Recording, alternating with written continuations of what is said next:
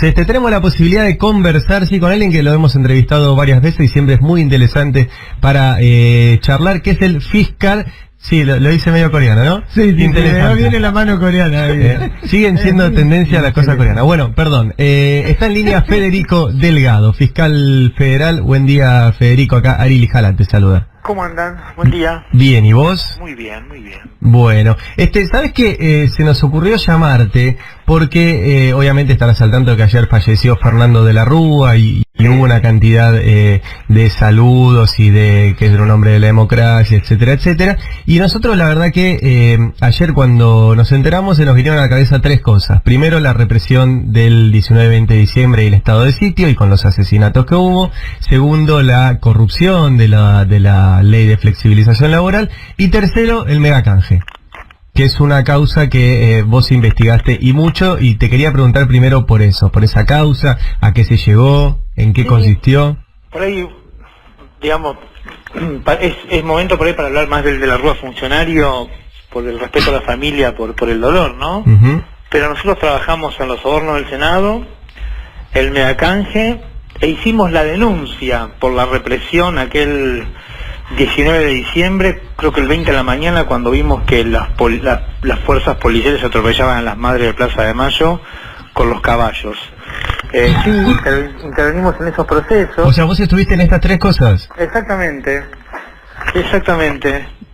Momentos difíciles, me hace recordar, yo era muy joven, un momento complicado, los sobornos del Senado fue una cosa realmente compleja. Digamos que el republicanismo que el gobierno de la Alianza pregonaba se fue al tacho, ¿no?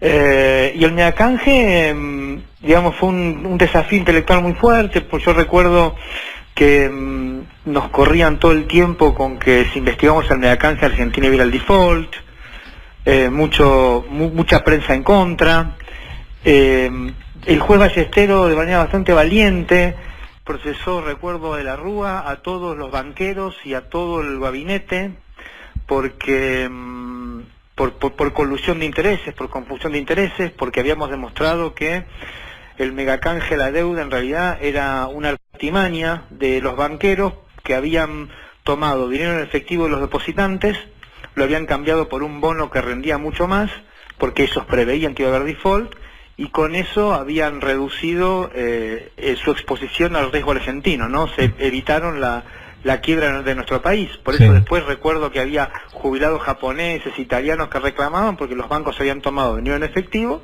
y les dieron un papel que en principio les daba mucho más tasa de interés que un depósito en dólares. Llegamos a juicio oral con ese expediente.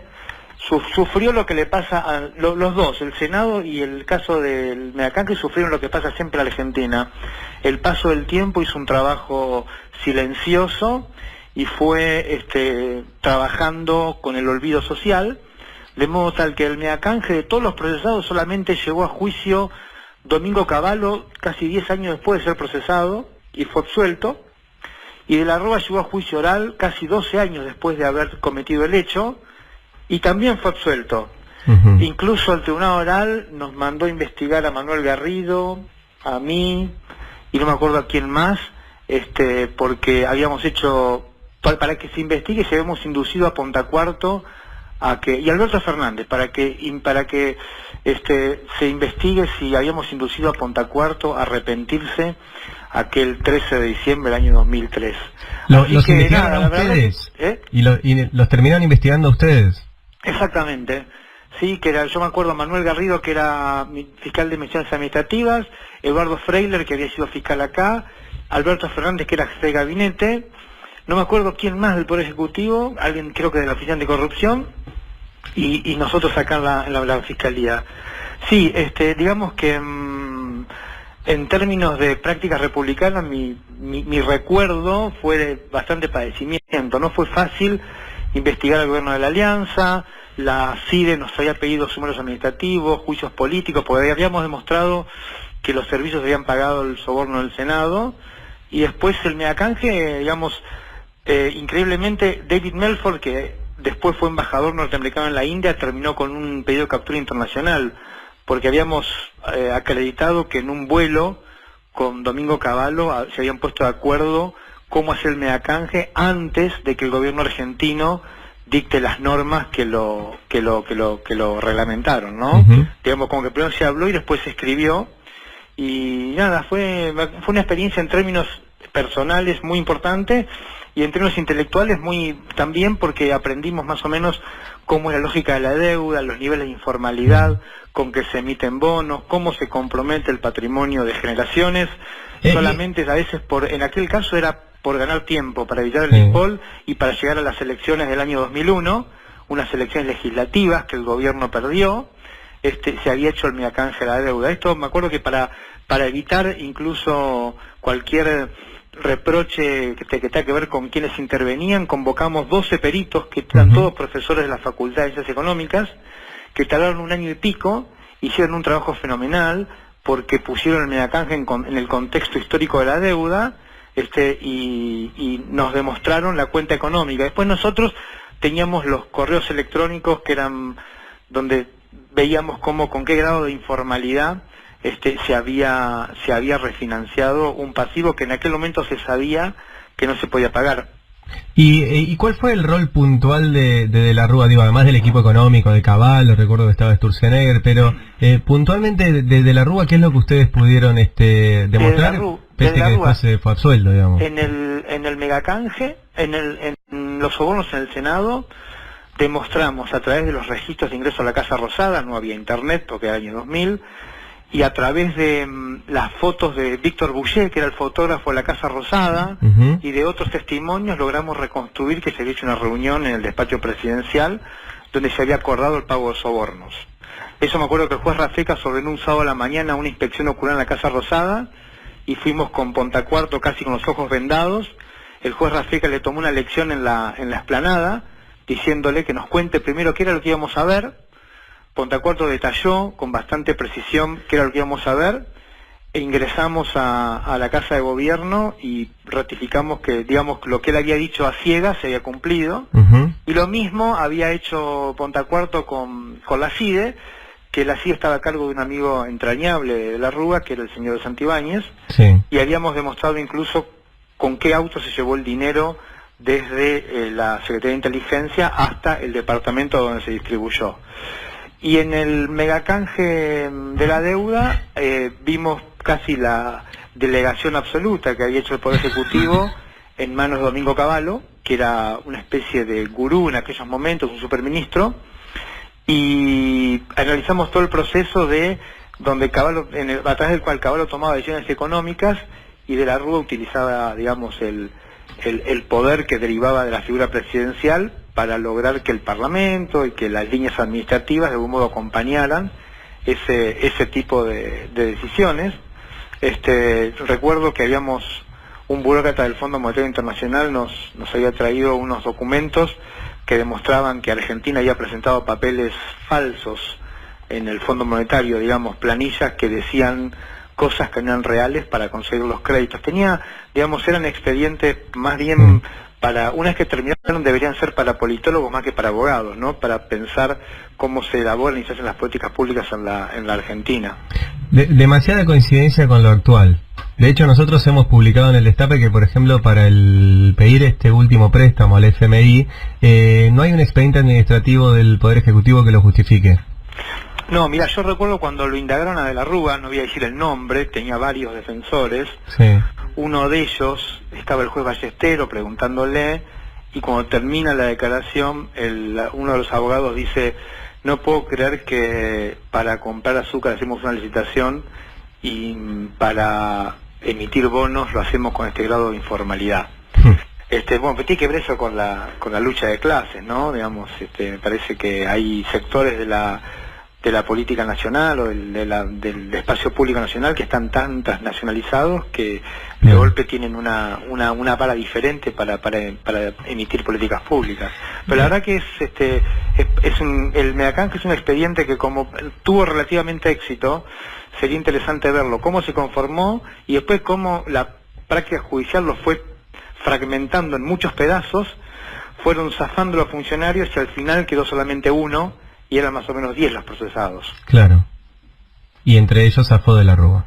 Sí, entonces zafó de la Rúa con un argumento bastante... Recuerdo que el argumento era algo así como que era un presidente de la nación, un argumento más político que jurídico. Claro. Y que la figura presidencial de algún modo había que preservarla, bla, bla, bla, pero teníamos un montón de documentos, de pruebas, teníamos la prueba, algo que ahora me parece que se perdió, porque el juez Ballester en aquel momento tuvo la precaución de no... ir contra la línea administrativa del Ministerio de Economía, contra los funcionarios de línea, los históricos, que los tuvo como testigos, ¿no? Y ahora, bueno, ahora hay una práctica judicial que a todos los mete a la misma bolsa y eso tiene efectos medio paralizantes para la administración. Pero me acuerdo que en aquel momento fue muy importante la lealtad que tuvieron muchos funcionarios públicos con su trabajo, sí. Porque en un gobierno que estaba en funciones, cuando nosotros investigamos los dos casos con el gobierno en funciones, digamos, no esperamos que pase. Aún con el gobierno en funciones, muy valientemente se pusieron del lado de la ley, que es el que debían estar, y contaron algunas cosas impresionantes. Hubo un fin de semana, recuerdo, muy frenético, en el que más o menos por el correo electrónico, que era una modalidad relativamente nueva en aquellos años, uh-huh. se terminó de cerrar cuánto iban a dar cada banco, qué tasa de interés qué comisión iban a cobrar por cambiar sus propios bonos, que ese fue el gran desfalco, ¿no? Los bancos cambiaron los bonos propios y con eso se zafaron de la quiebra argentina, pero además por eso cobraron una comisión. Y ese fue el delito por el que la justicia los enganchó, para decirlo en lenguaje popular. Es tremendo, Federico, recuerdo, estamos hablando con el fiscal Federico Delgado, es tremendo, pues todo se repite, ¿no? Los mismos actores que ahora, los mismos bancos, los personajes, la historia, incluso el monto es casi parecido, o sea, mira, en ese momento fueron 50.000 millones, ahora son 56.000, pero... Nosotros en aquel momento nos fuimos a leer mucho la vieja causa de Alejandro Olmos, padre, sobre la deuda externa. La deuda. Y yo te puedo asegurar que ahora que tenemos otras causas también que tienen que ver con la deuda externa, porque después fuimos agarrando casi todo el paquete, hay apellidos que desde los años 80 hasta ahora está el padre y están los hijos. El estudio de abogados que interviene en Estados Unidos es siempre el mismo. Incluso, por ejemplo, hay documentos que se presentaron en Ecuador, en Panamá, en Argentina, que son los mismos.